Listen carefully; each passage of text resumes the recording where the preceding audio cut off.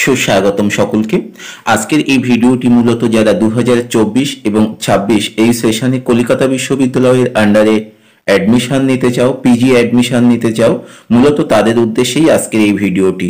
আজকের এই ভিডিওতে আমরা দেখে নেব মূলত সাবজেক্ট বেসড ক্যাম্পাস লিস্ট, অর্থাৎ বিষয়ভিত্তিক কলকাতা বিশ্ববিদ্যালয়ে যে মোট 55টি বিষয় রয়েছে, এই 55টি বিষয়ে কোন কলেজে কোন বিষয় পড়ানো হয় বা কোন ক্যাম্পাসে কোন বিষয় পড়ানো হয় সেটি দেখার পাশাপাশি আমরা দেখে নেব যারা মেন ক্যাম্পাসে অ্যাডমিশন নিতে পারবে না কিংবা মেরিট লিস্টে যারা অ্যাডমিশন নিতে পারলে না বা চান্স পেলে না, তারা কোথায় অ্যাডমিশন নিতে পারবে সেই সম্পর্কে আমরা দেখে নেব। অর্থাৎ post graduate course in CU affiliated college list, সেই লিস্টটাও আমরা দেখে নেব।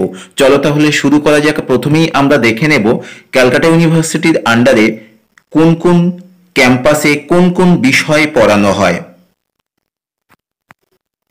ক্যালকাটা ইউনিভার্সিটির আন্ডারে মোট পোস্ট গ্রাজুয়েট করানো হয় 55টি বিষয়ে। এই 55টি বিষয়ের মধ্যে 4টি ভাগ রয়েছে।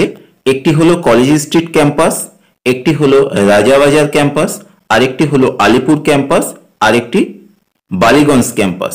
এই 4টি ক্যাম্পাসে মোট 55টি যে বিষয় পড়ানো হয় তার মধ্য থেকে কলেজ স্ট্রিট ক্যাম্পাসে মূলত 12টি বিষয় পড়ানো হয়। এই 12টি বিষয়ের মধ্যে কি কি রয়েছে সেটি এখানে অন স্ক্রিনে তোমরা দেখতে পাচ্ছ। মূলত ল্যাঙ্গুয়েজের যে বিষয়গুলো রয়েছে সবগুলোই কলেজ স্ট্রিট ক্যাম্পাসে রয়েছে এবং মোট যে 12টি বিষয় সেই 12টি বিষয় আমি এখানে অন স্ক্রিনে তোমাদের দেখাচ্ছি। তোমরা চাইলে এটাকে ভিডিও পজ করে একবার দেখে নিতে পারো।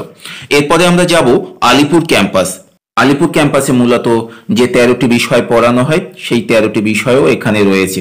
তোমরা চাইলে ভিডিও পজ করে এখানে স্ক্রিনশট নিয়ে সেই 13টি বিষয় দেখে নিতে পারো। মূলত এডুকেশন, ইতিহাস, দর্শন, সোশিওলজি, রাষ্ট্রবিজ্ঞান এই সমস্ত বিষয়গুলো এখানে পড়ানো হয়।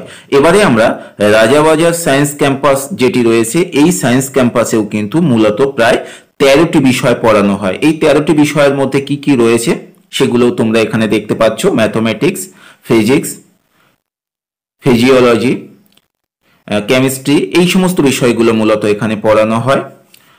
এরপরে আমরা বালিগঞ্জ ক্যাম্পাস দেখে নেব। বালিগঞ্জ ক্যাম্পাসে প্রায় 17টি বিষয় পড়ানো হয়। এই 17টি বিষয় কি কি রয়েছে?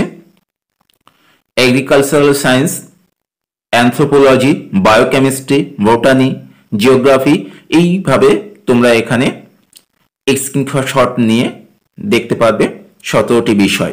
এবারে আসি যারা ফর্ম ফিল আপ করার পরে এই যে 4টি ক্যাম্পাস, মেন ক্যাম্পাস, এই মেন ক্যাম্পাসে যারা অ্যাডমিশন নেওয়ার সুযোগ পেলে না বা মেরিট লিস্টে যারা চান্স পেলে না, তারা ক্যালকাটা ইউনিভার্সিটির অন্য যে কলেজ রয়েছে সেই কলেজগুলোতে কিভাবে অ্যাডমিশন নেবে।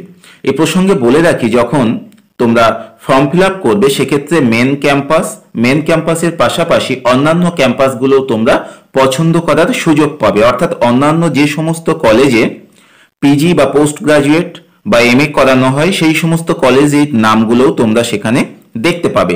তোমরা পছন্দের কলেজ হিসাবে সেই সমস্ত কলেজের নামগুলো রাখতে পারো। তো কি কি কলেজ তোমরা পছন্দের মধ্যে রাখতে পারবে তার একটা লিস্ট আমি এখানে দিলাম। এই লিস্ট থেকে তোমরা দেখতে পাচ্ছ post graduate course in CU affiliated colleges. এখানে বিষয়ভিত্তিক কলেজের নাম দেওয়া রয়েছে, যেমন যে যে কলেজে বাংলা বিষয়ে পোস্ট গ্রাজুয়েট বা এমএ করানো হয়। বেথুন কলেজ রয়েছে, লেডি বেব্রন কলেজ, যেগুলি গভর্নমেন্ট কলেজ, এবং নন গভর্নমেন্ট কলেজ হিসাবে Ashutosh college, Bankim Sardar college, Behala college, Charuchandra college, Jogamaya Devi college, Fakirchand college, Ramakrishna mission Vidya Mandir, Belur Math, Rammohan college, Vivekananda college, Vivekananda college for womens, Barisha women college. এবারে কমার্সের জন্য রয়েছে Goenka college of commerce and business administration.